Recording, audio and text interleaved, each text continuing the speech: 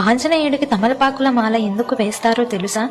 దీనికి వెనుక ఉన్న కథ వినగానే నీ హృదయం భక్తితో నిండిపోతుంది. సీతమ్మను రావణుడు అపహరించిన తరువాత రామచంద్రుడు ఆమె కోసం అన్వేషణ మొదలుపెట్టాడు. ఆ అన్వేషణలో రాముడికి తోడుగా ఆంజనేయుడు సుదూర ప్రాంతాలకు బయలుదేరాడు.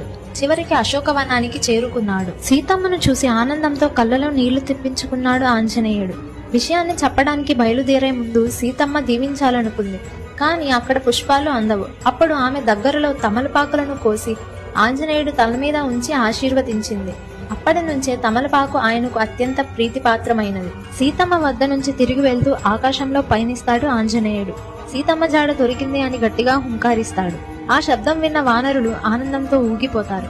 అతడు తిరిగి రాగానే తమలపాకుల తీగలతో స్వాగతం చేస్తారు. అది చూసి హనుమంతుడు పరమానందంతో పొంగిపోతాడు.